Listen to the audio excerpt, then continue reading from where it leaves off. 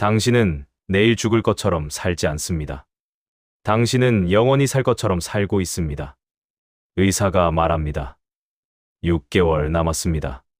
그 순간 모든 것이 명확해집니다. 중요한 것과 중요하지 않은 것, 미뤄왔던 대화, 하지 못한 용서, 표현하지 못한 사랑. 갑자기 시간이 소중해집니다. 갑자기 당신은 변합니다. 하지만 왜 그전에는 아니었을까요? 죽음은 항상 거기 있었습니다. 당신도 알고 있었습니다. 언젠가 죽는다는 것을. 그런데 왜 의사의 선고가 있어야만 깨어날까요? 더 놀라운 것은 대부분의 사람들은 그런 선고조차 받지 않고 살아갑니다. 그리고 마지막 순간에 후회합니다. 왜 진작 이렇게 살지 않았을까? 오늘 우리는 인간 실존의 가장 잔혹한 역설 앞에 섭니다. 왜 우리는 끝을 마주하기 전까지는 진정으로 살지 않는 걸까요? 왜 죽음만이 우리를 깨울 수 있을까요? 2500년 전, 붓다는 이것을 무상이라고 불렀습니다. 모든 것은 변한다. 모든 것은 사라진다. 20세기, 하이데거는 이것을 존재 죽음으로라고 불렀습니다. 우리는 죽음을 향해 던져진 존재다. 하나는 동양에서, 하나는 서양에서, 하나는 종교적 가르침으로, 하나는 철학적 분석으로. 하지만 둘 다 같은 진실을 가리킵니다. 끝을 직시하는 자만이 진정으로 시작할 수 있다. 먼저 한 가지 생각 실험을 해봅시다. 당신에게 1년이 남았다는 것을 안다면 당신은 무엇을 하겠습니까? 잠시 멈추고 진지하게 생각해보세요. 정말로. 아마도 이런 것들일 겁니다. 사랑하는 사람들과 더 많은 시간을 보낸다. 미뤄왔던 여행을 간다. 하고 싶었던 일을 한다. 의미 없는 관계를 정리한다. 용서를 구한다. 감사를 표현한다. 이제 다른 질문을 하겠습니다.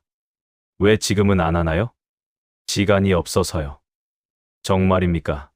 당신은 오늘 몇 시간 동안 스마트폰을 봤나요? 돈이 없어서요. 정말입니까? 당신이 정말 원하는 것에 돈이 그렇게 많이 드나요? 용기가 없어서요. 이제 솔직해지고 있네요. 진짜 이유는 이것입니다. 당신은 시간이 있다고 생각합니다.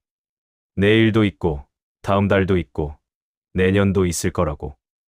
언젠가 하면 된다고.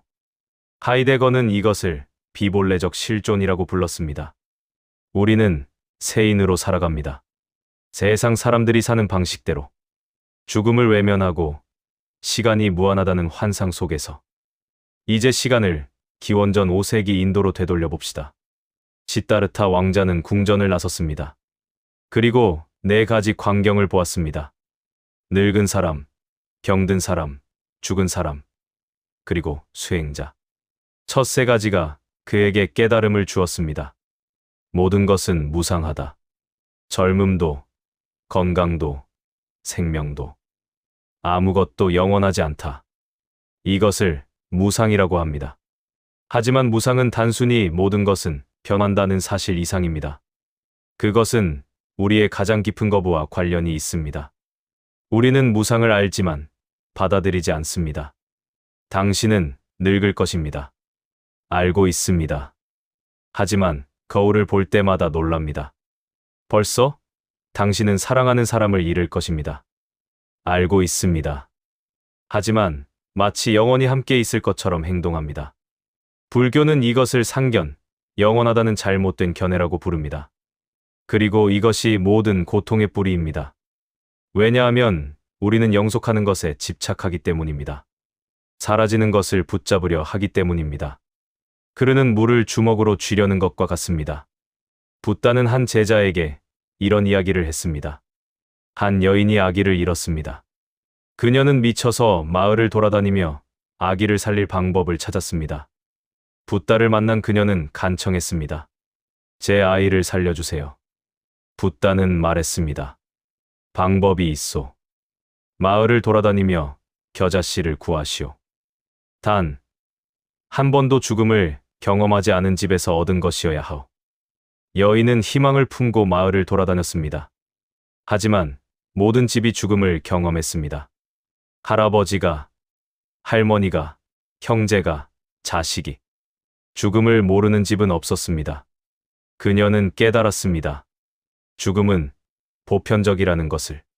자신만이 고통받는 것이 아니라는 것을. 그리고 그 순간 그녀의 미침은 멈췄습니다. 이것이 무상에 대한 깨달음입니다.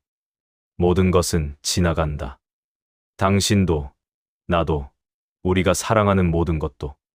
하지만 이것은 절망적인 가르침이 아닙니다. 오히려 정반대입니다. 무상을 깨달을 때 현재가 소중해집니다. 지금 이 순간이 유일한 순간입니다. 왜냐하면 다음 순간은 다른 순간이니까요. 지금 앞에 있는 사람은 다음에는 다른 사람일 것입니다. 변했을 테니까요. 붓다는 말합니다. 이미 가버린 과거를 쫓지 마라. 아직 오지 않은 미래를 바라지 마라. 오직 현재 이 순간에 깨어 있어라. 왜냐하면 현재만이 실제하기 때문입니다. 과거는 기억일 뿐이고 미래는 상상일 뿐입니다. 오직 지금만이 살 수 있는 시간입니다. 하지만 우리는 이것을 잊고 삽니다. 마치 시간이 무한한 것처럼. 마치 내일도 있을 것처럼. 이제 1927년 독일로 시간을 옮겨봅시다. 마르틴 하이데거는 존재와 시간이라는 책을 출간합니다. 20세기 가장 중요한 철학서 중 하나죠. 하이데거는 묻습니다. 존재란 무엇인가? 그리고 인간의 존재는 특별합니다. 왜냐하면 인간은 자신의 존재에 대해 질문하는 유일한 존재이기 때문입니다. 하이데거는 인간을 현존재, 다자인이라고 부릅니다. 우리는 세계 안에 던져진 존재입니다. 우리가 선택하지 않은 시간, 장소, 상황에. 그리고 가장 중요한 것. 우리는 죽음을 향해 던져진 존재입니다. 존재 죽음으로. 이것은 비관적인 주장이 아닙니다. 하이데거는 말합니다. 죽음을 직시하는 것만이 본래적 실존으로 가는 길이라고. 대부분의 사람들은 세인으로 살아갑니다. 익명의 대중. 그들은 사람들은 이렇게 산다고 말합니다. 다들 그렇게 해. 정상이 그거야. 세인은 죽음을 외면합니다. 죽음은 일어난다. 하지만 당장은 아니야. 다른 사람들에게 일어나는 거야. 죽음은 추상이 됩니다. 통계가 됩니다. 뉴스가 됩니다. 하이데거는 구분합니다. 두 가지 시간 경험이 있다고.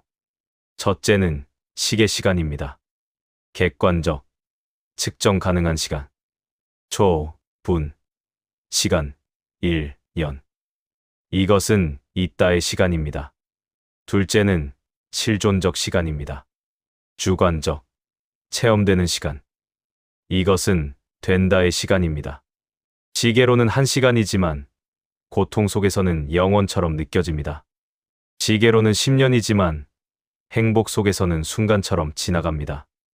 그리고 죽음은 이 두 시간을 연결합니다. 지게 시간은 유한합니다. 당신에게 주어진 시간이 있습니다. 정확히 얼마인지는 모르지만 확실히 유한합니다.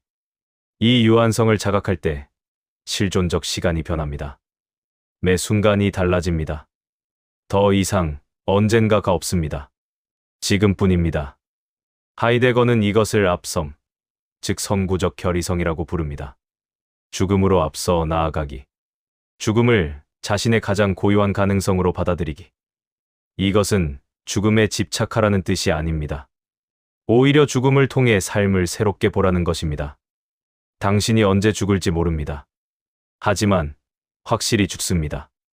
이것은 당신의 가장 확실한 미래입니다. 그리고 아무도 당신을 대신할 수 없습니다. 죽음은 가장 개인적인 사건입니다. 이 사실을 직면할 때 당신은 본래적 자기가 됩니다. 더 이상 사람들은 이 아니라 나는으로 살게 됩니다. 하이데거는 말합니다. 불안이 우리를 개별화한다. 죽음에 대한 불안은 불쾌하지만 필요합니다. 그것이 우리를 깨우기 때문입니다. 자, 이제 붓다와 하이데거를 나란히 놓아봅시다. 붓다는 말합니다. 모든 것은 무상하다. 집착을 놓으면 자유로워진다. 하이데거는 말합니다. 우리는 죽음을 향한 존재다. 죽음을 직시하면 본래적으로 산다. 둘은 같은 것을 다른 언어로 말하고 있습니다. 끝을 받아들이는 것이 시작이라고. 하지만 여기서 잔혹한 진실이 드러납니다. 우리는 알면서도 살지 않습니다. 당신은 이 영상을 보고 있습니다. 당신은 동의할 것입니다. 맞아. 죽음을 기억해야 해. 현재를 살아야 해. 하지만 영상이 끝나면 당신은 다시 일상으로 돌아갑니다. 마치 영원히 살 것처럼. 왜일까요? 왜 우리는 끝을 마주하기 전까지는 변하지 않을까요? 첫째, 진화 심리학적 이유가 있습니다. 우리의 뇌는 단기 생존을 위해 설계되었습니다. 오늘 먹이를 찾고, 오늘 위험을 피하고, 오늘 생존하는 것. 먼 미래의 죽음은 추상입니다. 뇌는 추상에 반응하지 않습니다. 호랑이가 앞에 있으면 뇌는 즉각 반응합니다. 공포, 아드레날린, 도주 반응. 하지만 언젠가 죽는다는 사실은 아무 반응이 없습니다. 이것을 심리적 거리라고 합니다. 시간적으로 멀리 있는 것은 덜 실감납니다. 그래서 우리는 다이어트를 내일로 미루고, 운동을 다음 주로 미루고, 중요한 대화를 언젠가로 미룹니다. 둘째, 방어 기제가 작동합니다. 어니스트 베커는 죽음의 부정이라는 책을 썼습니다. 그는 주장합니다. 인간 문명 전체가 죽음을 부정하기 위한 구조라고. 우리는 영속하는 것들을 만듭니다. 건물, 예술, 자녀, 업적. 나는 사라지지만 이것은 남는다. 이것이 우리의 무의식적 전략입니다. 우리는 젊음을 숭배합니다. 늙음을 숨깁니다. 죽음을 병원에 격리합니다. 일상에서 죽음을 보지 않으려 합니다. 하이데거가 말한 세인의 세계는 죽음을 외면하도록 설계되어 있습니다. 건강하게 사세요. 오래 사세요. 하지만 지혜롭게 죽으세요라고는 말하지 않습니다. 셋째, 그리고 가장 깊은 이유. 우리는 두렵기 때문입니다. 죽음을 직시한다는 것은 통제를 포기한다는 것입니다. 당신이 아무리 노력해도 죽음은 올 것입니다. 당신이 아무리 계획을 세워도 모든 것은 사라질 것입니다. 이것은 견디기 어려운 진실입니다. 그래서 우리는 환상 속에 삽니다. 아직 시간 있어. 나중에 해도 돼. 하지만 아이러니는 이것입니다. 이 회피가 우리를 더 불안하게 만듭니다. 억압된 것은 사라지지 않습니다. 무의식에서 계속 작동합니다. 당신이 죽음을 의식적으로 외면할수록 무의식적으로 더 두려워집니다. 그래서 중년의 위기가 옵니다. 갑자기 깨닫는 것입니다. 시간이 얼마 없구나. 그리고 패닉에 빠집니다. 스포츠카를 사거나 어린 애인을 만나거나 급격한 변화를 시도합니다. 그렇다면 어떻게 해야 할까요? 붓다는 마라나사띠, 죽음에 대한 명상을 가르쳤습니다. 매일 밤 잠들기 전에 이것을 생각하라. 나는 죽는다. 언제인지 모른다. 어쩌면 오늘 밤일지도. 이것은 우울한 생각이 아닙니다. 오히려 정화하는 생각입니다. 태국의 한 수도원에서는 수행자들이 시체를 명상합니다. 부패하는 과정을, 뼈가 되는 과정을. 이것은 잔인해 보이지만 실은 자비입니다. 진실을 직시하는 자비. 왜냐하면 죽음을 받아들일 때 삶이 귀해지기 때문입니다. 당신이 사랑하는 사람도 죽을 것입니다. 그렇다면 지금 그들에게 어떻게 대할 것입니까? 당신이 하는 일도 언젠가 끝날 것입니다. 그렇다면 지금 무엇이 정말 중요합니까? 하이데거는 다른 방식으로 같은 것을 말합니다. 메멘토 모리. 죽음을 기억하라. 로마인들의 격언입니다. 승리한 장군이 행진할 때 노예가 옆에서 속삭였습니다. 당신도 인간임을 기억하라. 하이데거는 이것을 양심의 부름이라고 했습니다. 존재의 깊은 곳에서 오는 목소리. 너는 유한하다. 내 시간은 제한되어 있다. 어떻게 살 것인가? 이 부름을 들을 때 당신은 선택합니다. 계속 세인으로 살 것인가? 아니면 본래적 자기로 살 것인가? 본래적 자기로 산다는 것은 자신의 유한성을 받아들이고 그 안에서 의미를 만드는 것입니다. 다른 사람의 기대가 아니라 자신의 양심에 따라 사는 것입니다. 하지만 가장 중요한 통찰은 이것입니다. 당신은 언젠가가 아니라 지금 죽어가고 있습니다. 매 순간 당신의 세포는 죽습니다. 매 순간 당신은 조금씩 변합니다. 10년 전에 당신은 이미 죽었습니다. 지금의 당신도 곧 죽을 것입니다. 붓다는 이것을 찰나멸이라고 가르쳤습니다. 모든 것은 매 순간 생겨났다, 사라집니다. 영속하는 것은 없습니다. 강은 흐릅니다. 당신은 같은 강에 2번 발을 담글 수 없습니다. 두 번째에는 다른 물이기 때문입니다. 그리고 당신도 다른 사람이기 때문입니다. 이것을 깨달을 때 모든 순간이 새로워집니다. 당신은 매 순간 죽고 매 순간 다시 태어납니다. 스티브 잡스는 스탠퍼드 졸업식에서 이렇게 말했습니다. 죽음을 기억하는 것은 중요한 선택을 할 때 가장 중요한 도구입니다. 왜냐하면 외부의 기대, 자존심, 실패에 대한 두려움 같은 거의 모든 것들이 죽음 앞에서는 사라지기 때문입니다. 오직 진짜 중요한 것만 남습니다. 그는 최장암을 알았습니다.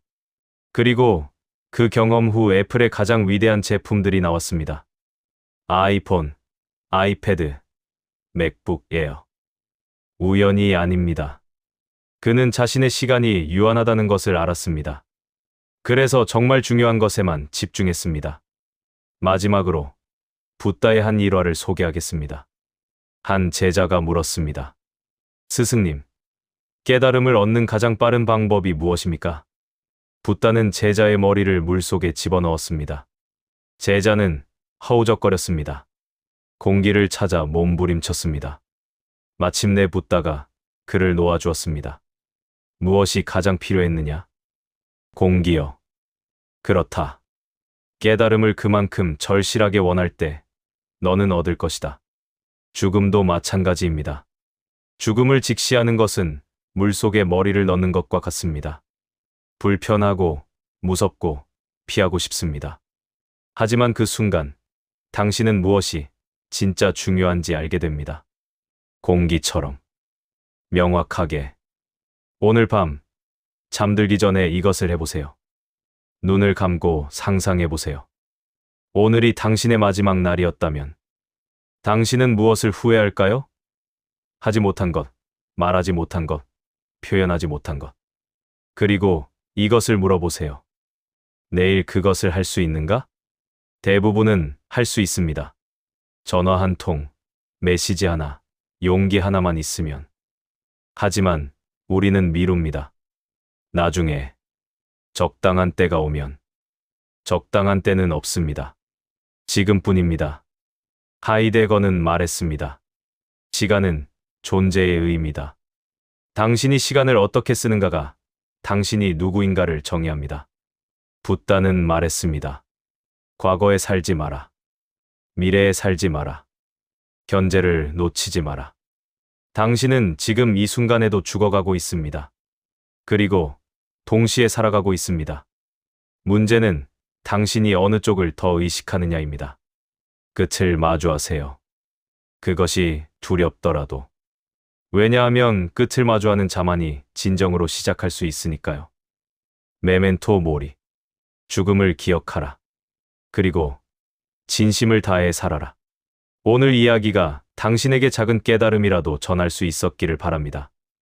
이처럼 깊은 심리적, 철학적 통찰을 통해 당신의 삶을 변화시키는 이야기는 계속될 것입니다.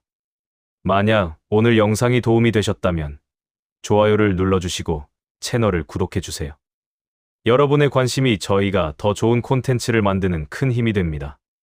또한 이 영상에 대한 여러분의 생각을 댓글로 남겨주시면 저희에게 큰 영감과 소중한 의견이 될 것입니다. 다음 영상에서 다시 만나겠습니다. 감사합니다.